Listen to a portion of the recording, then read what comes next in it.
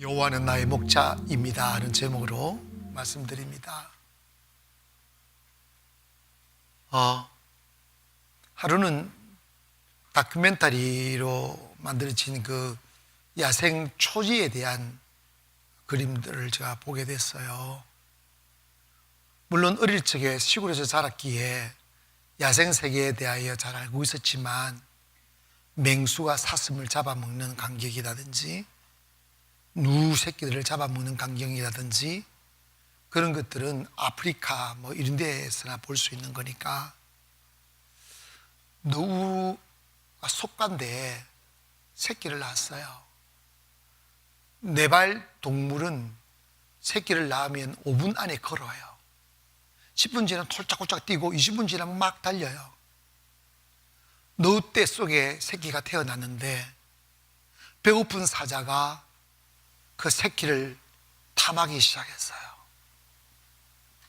본능적으로 어미 너우는 갓 태어난 새끼를 보호하기 위하여 긴장하고 불러서 들어받으려고 하고 그 배고픈 사자로부터 새끼를 보호하려고 몸부림을 치는 거예요. 하지만 한계가 있으니까 결국은 갓 낳은 새끼가 사자에 물려 그 목이 쪼여지기 시작합니다. 그 어미 누가 사자를 목숨 걸고 들어받으려고 하다가 들어받지를 못하는 거예요. 그리고 그 사자 입에 물린 목으로 숨 쉬지 못하며 고함 지르다가 숨이 끊어지는 그 슬픈 광경을 어미 너우가 다 보고 있더니 그 새끼 너우가 이제 목숨이 끊어져 고개를 툭 들고 오니까 어미 너우가 몇 분 울더니 이러더니 그냥 뒤돌아 등을 돌리고 가버리더라고요. 동물이기에 그 슬픔과 고통을 말로 표현할 수 없겠지만 가슴 속에 담아둔 약자의 슬픔이 얼마나 크겠어요. 그게 야생세계의 그 생태계입니다. 양육강식, 이게 별로 아름다운 단어처럼 들리진 않지만 자연세계에서는 그 원리가 지켜지고 있어요. 다윗은 목동 출신입니다. 야지에서 오랜 세월 양들을 먹이며 맹수들과 싸우고 산짐승들과 싸우며 풀과 물을 찾아 헤매었던 경험들을 가지고 있습니다. 목동의 생활을 끝내고 이제 왕이 되고 다른 삶을 살았어도 그 가슴 속에 여호와 하나님은 누구신가? 에 대한 질문 앞에 1초도 망설이지 아니하고 여호와는 나의 목자이십니다, 이 고백을 하는 거예요. 왜 그러느냐 하면 목자는 어떻게 하는지를 자기가 경험해서 알아요. 그는 양을 칠 때 자기는 먹지 못해도 자기는 배고파도 양들의 배부름을 위하여 초지를 찾아 양들을 우리에 두고 이 산 넘고 저 강 건너며 좋은 풀 좋은 물을 찾아 막 헤맸던 것도 생각을 합니다. 오직 그 가슴 속에 간절히 원하는 꿈 하나가 있었다면 풀이 많은 초지를 발견하여 자신의 양들을 거기에 누이고 그들을 기름지게 하는 것 외에는 아무것도 없었습니다. 그만큼 다윗은 양들을 위하여 살았고 또 한 번씩 맹수들이 다가와 자신들의 양을 물어 죽여 뜯으려 할 때마다 자기의 신분의 위험 아랑곳하지 아니하고 몸을 던져 맹수와 싸우며 사자의 입을 찢고 곰의 입을 찢으며 자신의 양을 보호했던 시간들을 기억하는 거예요. 목자가 얼마나 양을 사랑하는지, 목자가 양들을 우리에 두고 맹수들이 와서 해치질까봐 두려워 밤잠 자지 않고 빙빙 돌며 야생동물로부터 양을 보호해 줬던 그 시간들, 아플 새라 굶을 새라 한없이 양에게 마음을 쏟으며 살아왔던 기억들이 이 다윗의 마음속에 가득 차 있는 거예요. 그래서 다윗은 하나님을 소개할 때 하나님은 장군이야, 하나님은 사업가야, 하나님은 뭐야 이러지 아니하고 여호와 하나님은 나의 목자야 하는 거예요. 사람이 있잖아요, 조금 옆으로 세긴 하지만 좀 시골에서 자라나고 바닷가에서 헤엄도 쳐보고 개구리도 좀 잡아보고, 응? 소등도 한번 타다가 떨어지고 보기도 하고, 이렇게 사는 게 정서적으로는 훨씬 더 좋은 듯해요. 하나님을 더 깊이 알게 되고요. 너 고향이 어디야? 병원에서 태어나서 인천에서 자랐어. 재미없어. 섬에서 태어나가지고 소하고 자랐어. 이래야 뭔가 스토리가 있잖아. 그죠? 인생에 스토리가 있어야 돼. 다윗은 삶의 스토리가 있었어요. 여러분, 제가 왜 여호와가 나의 목자입니다라는 설교를 하려고 생각했느냐 하면, 그동안 우리는 한 2년여간에 코로나 전국에서 살았어요. 처음에는 기가 막혔어요. 두 번째는 억척이 무너졌고, 세 번째는 뭔 놈의 이런 세상에 있나 싶기도 하고, 한 달이면 끝나겠지 하는데 1년이 지나고 또 2년 차 가고 있잖아요. 그 과정에서 너무나 많은 사람들이 코로나에게 재물을 내줘야 되고, 사업장을 내줘야 되고, 안전을 내줘야 되고, 건강한 가정을 내줘야만 하는 슬픈 사연들을 가지고 사는 사람들이 너무나 많아요. 너무 아프고 너무 두렵고 너무 배가 고프고 한데, 나만이 아니라 다른 사람들까지도 다 그렇게 아파하니까 이걸 말도 못하고 그냥 벼락 맞았는가 보다 하는 심정으로 꾹꾹 참으며 우리 살아가고 있습니다.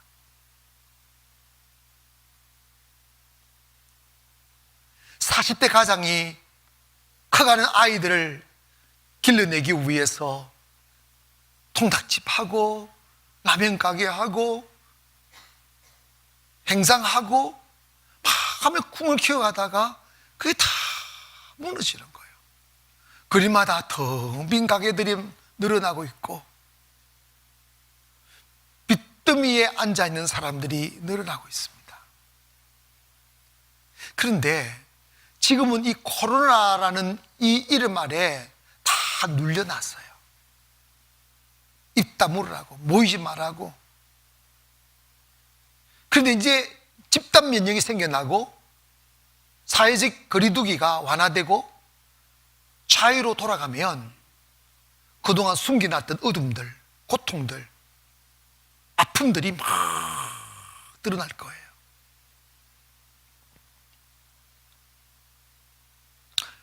원망하면 뭐 하겠어요? 대통령을 원망하면 뭐 하고, 정치인들을 원망하면 뭐 하겠어요? 속은 시원해질 줄 몰라요. 시원하지 않아요. 큰 틀에서 이런 기억이 됩니다. 물론 이 세상을 다스리는 권력자들의 실수도 많았고 잘못도 많아요. 그러나 큰 틀에서 그리스도인들은 이것조차 하나님이 하신다고 믿어야 돼요. 어둠은 어둠대로 하나님의 뜻이 계시고, 빛은 빛대로 하나님이 계시는 거죠. 때문에 길을 찾지 못하는 이 세상, 소망이 사라져버린 이 세상, 숨을 쉬어야 되는데 숨 쉴 수 없는 답답한 세상 앞에 섰을 때 다윗이 답을 낸 것은 뭐냐? 여호와를 목자 삼아라, 이 말입니다. 왜 그런 말을 했을까? 팔레스타인에는 전설처럼 내려오는 이야기 하나가 있어요. 예수님도 그걸 인용한 적이 있습니다. 저녁이 되면 양들을 풀을 먹이고 우리에다가 다 집어넣고 잠을 자는데 우리에 들어온 양들을 세어보니 99마리, 한 마리가 빠진 거예요. 그래서 그 목자는 99마리의 양을 우리에 두고 그 한 마리의 양을 찾아 이산저산 넘다가 지쳐서 죽었다는 이야기, 전설처럼 내려오는 거예요. 다윗은 아마도 그 전설을 듣고 살았을 것입니다. 그것은 양을 향한 목자의 애달픈 사랑과 양을 지키고자 하는 목자의 간절함을 담은 이야기지요. 마찬가지로 다윗이 경험한 하나님은 한 마리의 양을 찾아 헤매이다 지쳐 쓰러져 죽은 목자와 같더라는 거예요. 그래서 주님도 이런 말씀을 하셨습니다. 나는 선한 목자라. 선한 목자는 양을 위하여 목숨을 버린다. 기꺼이 주님은 우리 살리기 위하여 죽음을 피하지 않았습니다.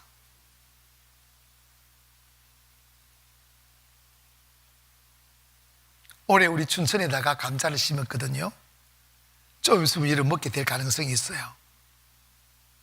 근데 감자 하나 심어 놔도 궁금해요. 내가 어제 전화했어요. 감자 얼마나 자랐냐고. 잘 자라고 있대요. 근데 가서 이렇게 다른 심은 것들은 이렇게 막 나 있는데 거꾸로 심은 거 좀 늦게 났어요. 그 늦게 난 것만 해도 기분이 꽤나 안 좋더라고요. 빨리 나지 이렇게. 식물을 하나 키워도 싱싱하게 자라야 기분 좋아요. 아멘. 애기 키워보셨잖아. 애기가 물어. 나 애기가 너무 좋아. 안 크라, 크지 마라. 그러면 졸업병에 걸려요. 애기는 너무 자라야 돼요. 하나님은 여러분의 얼굴이 싱싱하기를 원해요. 청청하기를 원해요. 가슴에는 소망이 넘치고 그 얼굴에는 미소가 떠나지 아니하며 그의 눈망울이 빛이 나며, 아멘. 그리고 그 가슴 속에는 미래에 대한 비전이 살아있어야 돼요. 그런데 화려한 꿈을 안고 세상에 나가보면 세상은 너무 잔인해요. 너무 차가워요. 제가 송도 와서 2009년도 송도 상가에서 스케치를 해보니까 송도가 너무 차가워요. 하늘을 솟은 그 물들은 유리벽은 너무 차갑게 여겨지더라고요. 여러분도 세상 나가면 남이 만드는 울타리에 있기보다는 여러분은 홀로 되어 광야에 딱 서보면 세상은 맹수들이 이글거리고 있어요. 여기 가도 벽, 저기 가도 벽. 여기 가도 목이 마르고 저기 가도 목이 마르고. 그렇게 힘세고 살찐 맹수들이 한 달도 살아보지 못한 갓 태어난 어린 누 새끼들을 양심의 가책 하나 받지 않고 아작아작 씹어먹는 그 냉엄한 세상이 우리가 맞닥뜨려야 될 세상이라는 거죠. 그래서 그 높은 벽과 시달리다 상처 입은 사람들은 꿈을 접어버린 채 그냥 꿈 없이 마음이라도 편하자고 살아보니 점점 우리의 인생은 도태되고 사회로부터 멀어지고 격리되고 어둠에 갇혀서 소리 없이 살다 사라지는 그런 슬픈 사연들이 우리 주변에는 얼마나 많습니까?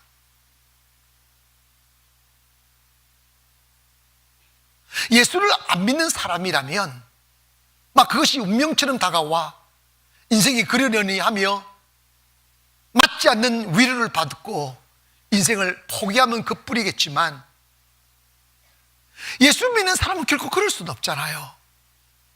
왜냐? 하나님이 세상의 주인이니까. 근데 교회에 나오셨으면 하나님에 대한 바른 인식을 가져야 돼요. 다윗은 자기가 목동 생활을 해보니까, 그리고 자기가 하나님을 경험해 보니까, 자기가 한마디로 딱 논할 수 있는 하나님은 여호와시더라, 하나님은 목자시더라 하는 걸 고백하는 거예요. 오늘 저와 여러분이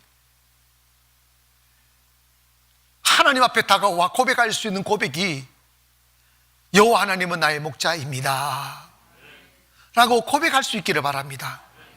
그 다윗이 여호와는 나의 목자입니다 라고 한 말의 결론이 뭔지 아십니까? 여호와가 나의 목자이기 때문에 기결되는 결론이 뭐냐고요? 그거 뭐냐면, 나 진짜 귀찮았어. 여호와 목자이시니 나 너무 귀찮았어. 시시콜콜 간섭하고 숨도 못 쉬게 했어. 잔소리는 얼마나 많은지, 뭐 이럴 수도 있잖아. 근데 다윗의 결론은 그게 아니었어요. 여호와는 나의 목자시니 내게 부족함이 없으리로다. 이건 뭐냐면 모든 분야에 기름지게 하셨다는 거예요.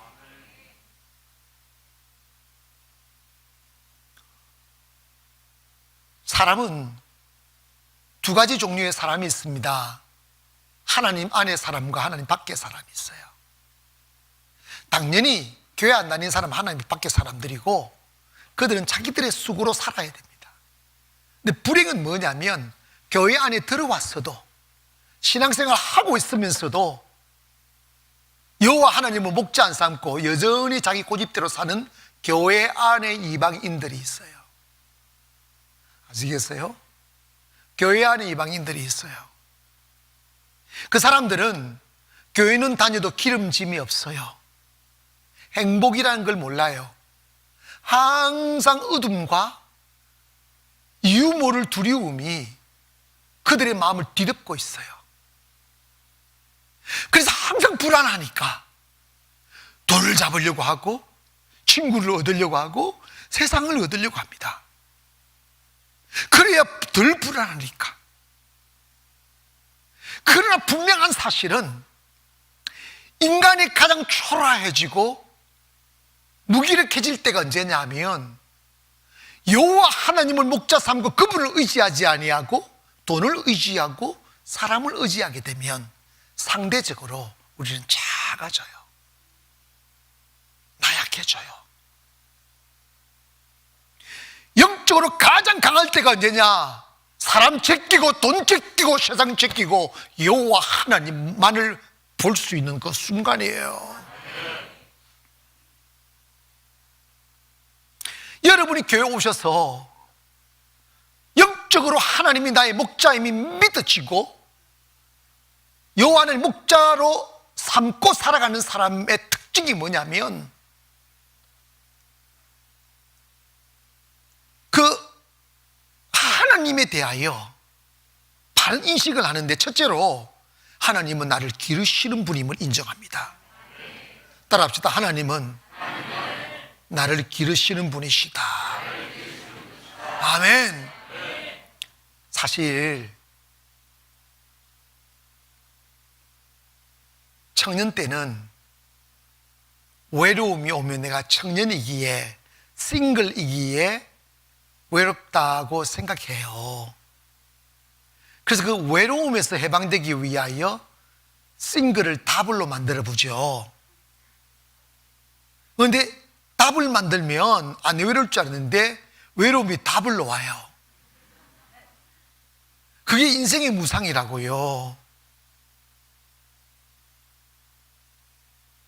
그런데 여러분, 더블 되니까 트리플이 되는 거지. 애가 나오니까 점점 인생의 무게는 더해져 가는 거예요. 자다 보니까 트리플이 되고, 자다 보니까 포스가 되고.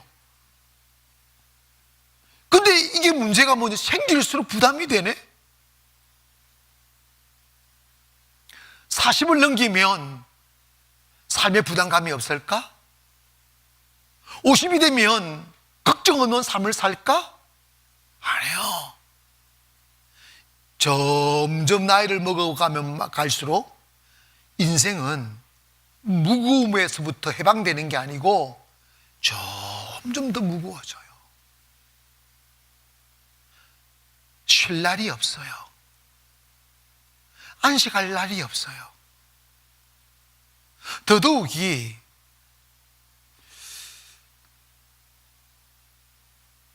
교회를 나와서 하나님이 딱 믿어지지 아니하면, 우리 솔직히 이야기하면 여러분이 돈을 벌어야 먹고 산다고 하잖아요. 그래서 슬퍼도 돈 벌러 나가고 아파도 돈 벌러 나가요. 그래서야 먹고 산다고 생각하니까. 그런데 자연적 위치로 보면 이게 맞는 말이에요. 벌어야 먹고 살죠. 그런데 성경은 그렇게 말씀하지 않아요. 모든 만물이 하나님으로부터 말미암았고 우리를 먹이시는 분이 하나님이시다는 거예요. 이게 믿어지면 은혜가 있는데, 교회 밖의 이방인들은, 교회 안의 이방인들은 이게 안 믿어지는 거예요. 그래서 사업 잘못될까봐 두렵고, 돈 떨어질까봐 두렵고, 잔고가 점점 줄어들면 막 불안에 떨기 시작해요. 이렇게 의식주의에 노예되고 그 중압감이 힘들어 지쳐가는 사람들을 향하여 마태복음 6장 26절부터 쭉 한번 읽어보겠습니다. 크게 시작. 공중의 새를 보라. 심지도 않고 거두지도 않고 창고에 모아 들이지도 아니하되 너희 하늘 아버지께서 기르시나니. 자, 하늘 뭐 하시나니? 기르시나니 너희는 이것들보다 귀하지 아니하냐? 너희 중에 누가 염려함으로 그 키를 한 자라도 더할 수 있겠느냐? 그러므로 염려하여 이르기를 무엇을 먹을까? 무엇을 마실까? 무엇을 입을까? 하지 마라. 이는 다 뭐라고요? 자, 여러분, 우리 의식주 염려해요, 안 해요? 그러고 같이 가지 말고 염려해요, 안 해요? 그럼 우리는 누구입니까? 이방인이라는 거예요. 나는 이 구절에서 충격을 받은 거예요. 내가 목사인데 여전히 먹을 걸 걱정하고 있더라고요. 내가 목사인데 여전히 내일을 두려워하고 있더라고요. 아니요, 이거 심각하게 들어봐야 돼요. 목사님, 그러면 천하태평처럼 살라고. 그거 아니지. 우리 누구보다도 열정적으로 살고 누구보다 땀을 열심히 흘리고 누구보다 더 열심히 살아야지만 그 기초가 먹고 살기 위하여 하는 게 아니고 사명 위에 땀을 흘려야지. 염려함으로 수고를 하게 되면 하늘에 기름진 이슬이 사라지는 거예요. 여러분의 하나의 땀방울에 10가지 축복이 임해야 됩니다. 한 가지의 수고에 하나님의 은혜가 임해야 된다니까. 그래야 세상을 이길 수가 있어요. 그러기 위해서는 하나님을 떠나 내 수고로 땀을 흘리며 먹고 살기 위하여 돈을 벌지 말라고. 산 게 뭐 있냐고요. 저면 죽어가지. 50년 60년 먹을 걸 위해 수고하였는데 남은 게 무엇입니까? 죽게 된 육체밖에 더 있어요. 인생은 그런 게 아니라고요.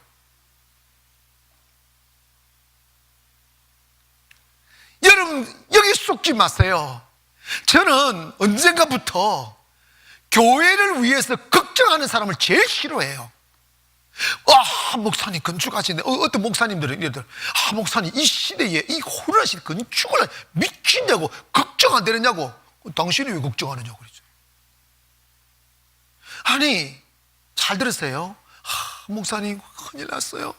나는 교회 보니까요, 어떤 사람이 막 목사는 우리 교회에서 위해서 기도해야 된다고.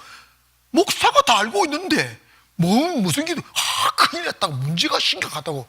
아무 문제 없어요. 그 마귀더라고. 자기 존재를 나타내고 어둠 속으로 몰고 가기 위한 술책이었다는 걸 내가 나중에 알게 됐어요. 여러분, 교회 주인이 하나님인데 왜 성도가 걱정을 해? 어차피 우리 빈손으로 온 사람들이야. 꿈을 품어야 돼요. 아멘. 희망을 품어야 돼요. 그래야 채우신다니까. 여러분의 수고의 대가만 먹는 것은 축복이 아니라고. 의식 주위에 살지 말고 주위에 사십시오. 36장 31절부터 그러므로 염려하여 이르기를 무엇을 먹을까 입을까 마실까 염려하지 마라. 이는 다 이방인들이 구하는 것이라 너희 하늘 아버지께서 이 모든 것이 너에게 있어야 할 줄 뭐란다고 그랬어요? 아신다고 그랬어요. 응? 33절 그런즉 너희는 먼저 그의 나라와 의를 구하라. 그리하면 이 모든 것을 내게 더하시리라. 그러므로 내일을 위하여 염려하지 말라. 내일 일은 내일 염려할 것이요 한날의 괴로움은 뭐라고요? 여러분, 주님 하지 말라고 그랬어요. 내일 되면 주님 주시겠지 뭐. 여러분 있잖아, 지금까지 살아오시면서 얼마나 많은 염려를 했어요. 얼마나 많은 걱정을 했어요. 근데 지금 다 살아나고 보니까 부질없는 짓 했다, 이 생각 들잖아. 근데 문제는 하나님이 주신 현재의 시간을 염려라는 어둠으로 죽이지 말고, 아멘, 하나님 축복하실 걸 믿고 감사로 찬송하십시오. 그래서 축복이 온다니까.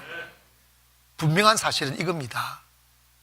하나님은, 나 여호와 하나님은 너희를 기르시는 분이라는 거예요. 할렐루야. 이걸 믿으면 그 은혜가 와요. 이걸 믿으면. 우리가 농사를 지어도 곡식이 잘 되는 걸 원해요. 하물며 하나님의 백성인 우리가 비틀거리고 메마르고 고통 중에 있고 원하지 않아요. 하나님이 우리 지으신 것은 근심의 노예로 지으신 게 아니고 기쁨을 찬양하며, 그래서 그 중에 가장 중요해 여호와로 인하여 즐거워하는 걸 원해요. 여호와를 즐거워하며 살아보세요. 나 진짜 주님 때문에 너무 행복해, 이러면 살아보시라고. 하늘 보너스 막 던진다, 하늘에서 등땡을 씌운다, 축복의 벼락을 맞을지어다. 하나님 기뻐하면 된다니까.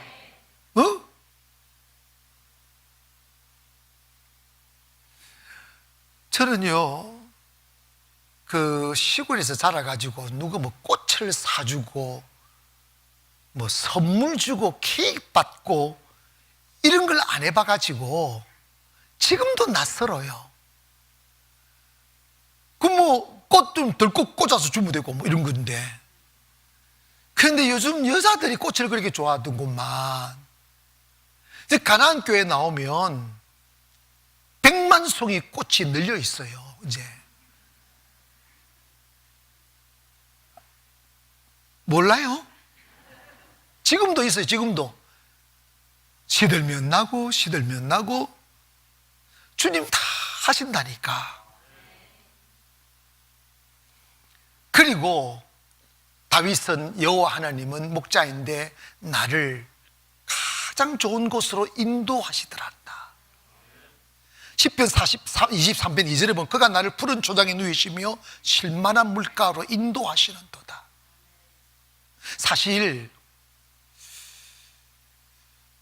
지금 포스트 코로나 시대가 오면 가장 큰 절망이 뭐냐면 길이 없어요.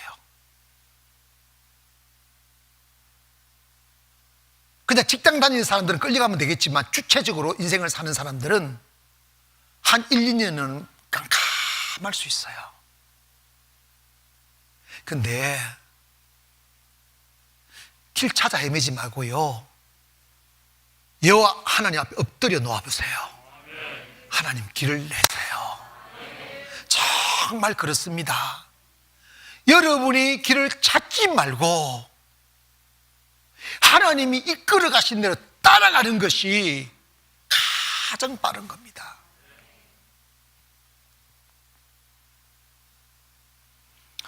양들이 초지에 놓여지면 푸른 풀밭 시내 문만 있는 게 아니고 항상 양들 주변에는 야생 동물들이 항상 따라, 눈에는 안 보이지만 이리도 있고 사자도 있고 곰도 있고 많은 맹수들이 있어요. 그래가지고 여러분 항상 1년에 한 20몇 마리씩 항상 희생당해요. 근데 양들의 특징이 있어요. 그게 뭐냐면 양들이 야생동물에게 희생당하지 않는 방법은 뭐냐면 목자의 인도를 받기만 하면 절대로 희생당하지 않아요. 아멘. 양들을 팔레스타인에 이런 일이 있었습니다. 세 사람의 목동이 몇천 마리의 양을 이렇게 풀을 먹이고 있었습니다. 우리나라 한 사람이 그 광경을 보게 되고 저녁이 되어 한 목동이 메나 메나 이러더랍니다. 아멘이 아니고 그냥 메나, 거꾸로 아멘을 하지. 메나 이 말이 그 나라 말로 나를 따라라 나를 따라라 그 말이란다. 근데 메나 메나 하니까 한 무리의 양이 그 목동에게 확 몰려가더란다. 그리고 쭉 따라가더래. 그런 또 한 목동이 메나 메나 하니까 또 다른 한 무리의 양이 그 목동을 따라가단다. 똑같은 목동의 옷을 입고 똑같은 말이 메나를 하는데 따르는 양들이 다르더라는 거예요. 이게 뭐냐면 자기 양은 자기 목자의 소리를 아는 거예요. 그래서 요한복음 10장 3절에 문지기를 그를 위하여 문을 열고 양은 그의 음성을 듣나니 그가 자기 양의 이름을 각각 불러 인도하여 내느니라. 자기 양을 다 내어 놓은 후에 앞서가면 양은 그의 음성을 뭐하는 고로? 아는 고로 따라오되 타인의 음성은 알지 못하는 고로 타인을 따르지 아니하고 도리어 도망간다. 그래가지고 이 사람이 자기도 목동의 옷을 입고 메나 메나 했대. 한 놈도 안 따라오더래. 다윗이 그 진리를 알게 된 거예요. 우리가 그리스도인들은 정욕을 따라가거나 유혹을 따라가거나 화려한 전등불을 보고 따라가거나 그렇게 따라가는 게 아니고 우리가 하나님의 양이면 하나님 음성을 들어야 돼요.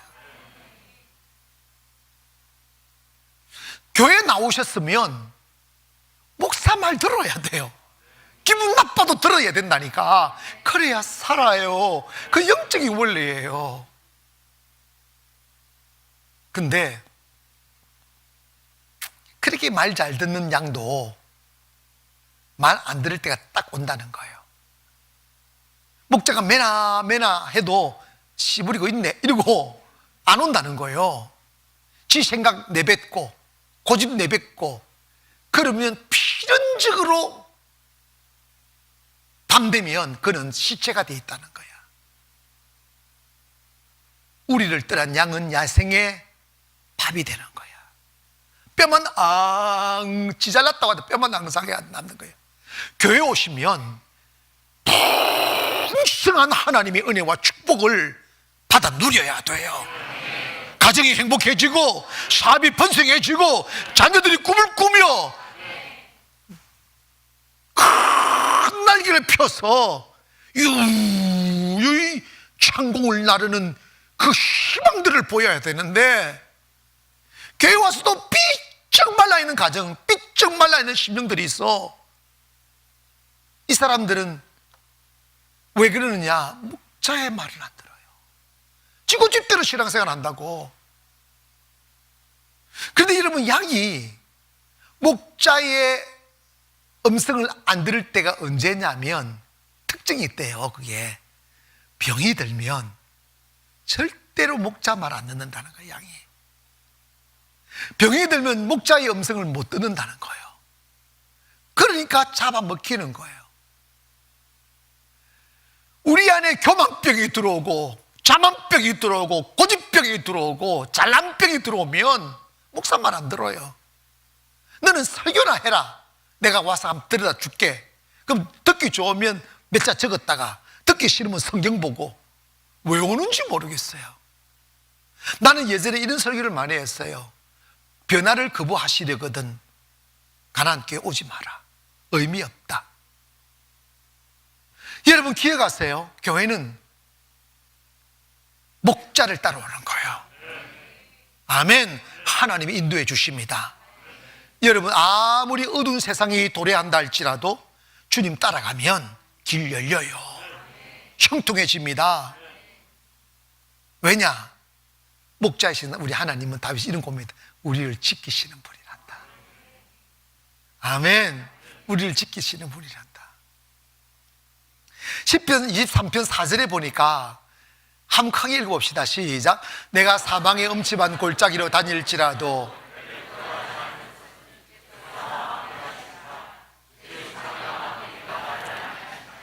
여러분 여기서 지팡이하고 막대기하고 뭐가 달라요? 그놈이에요. 지팡이도 나무 막대기고 막대기도 나무 막대기예요. 이게 뭐냐면 뭐 딱 맞는 말은 아니고 목자는 항상 지팡이를 가지고 다녀요. 지팡이 이렇게 손잡이가 이렇게 U자식으로 돼 있잖아요. 이렇게 들고 다니는데 그것 가지고 물론 뱀이라든지 위험 요소를 파악하는 데 쓰지만 양들이 풀을 먹다 보면 항상 구렁텅이에 빠지는 양들이 생긴다는 거예요. 그럴 때는 지팡이를 거꾸로 잡고 목줄에다 걸어가지고 양을 끄집어 올릴 때 지팡이 역할을 하는 거예요. 그리고 끄집어 올려주는 거예요. 막대기는 뭐냐? 말 안 들을 때 패는 거예요. 아시겠어요? 근데 짐승은요, 내가 키워봐서 알아요. 아무리 염소 새끼도 패니까 말 듣더라. 목사님 지금 민주화 시대인데, 아니요, 성경 그런 거 없어. 하나님이 왜 우리를 연단하시는데? 하나님이 왜 우리를 고난 주시는데요? 막대기가 지팡이로 우리를 구렁텅이에서 끌어올리는 것도 사랑이고 말 안 들을 때 막대기로 때리시는 것도 사랑이에요. 사망의 음침한 골짜기로 가지 말라고.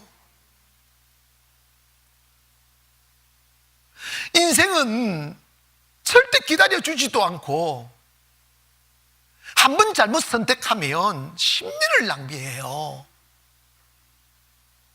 뭐 10대, 20대는 그럴 수 있다 하지만 30이 넘어서 한 번 잘못 선택하면, 그리고 40, 50이 되어 한 번 잘못 선택하면 인생은 회복 불가능해요. 그런데 이 얼빠진 인간들은 화려한 전등불 보고 간다?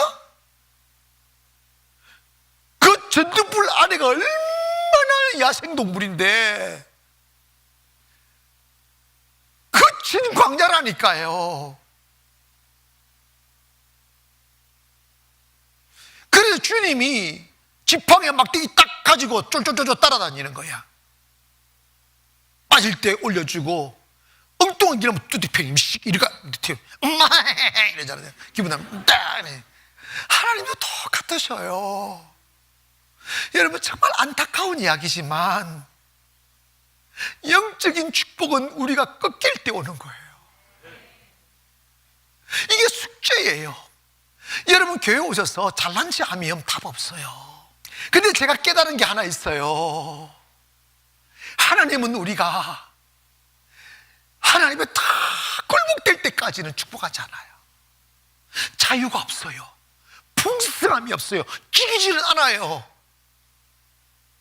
근데 정말 인격적으로 주님밖에 없습니다 하며 자기 모든 생각과 고집과 교만과 이성을 내려놓고 주님의 주권에 굴복할 때, 그때부터 자유가 오고 형통함이 오고 축복이 오더라고요. 나는 그걸 아는 사람이에요. 그래서 저는요, 교회 와서 시금망 뜨는 사람 진짜 저는요, 내가 모를 척해도 다 알고 있다니까. 그래서 딱 열애하면 그 사람 끝나는 거예요. 여러분, 열애되지 말기를 바랍니다. 아니, 이거는 살리기 위함이에요. 저도 코스프레 봤어요. 죽을 고생만 했다니까.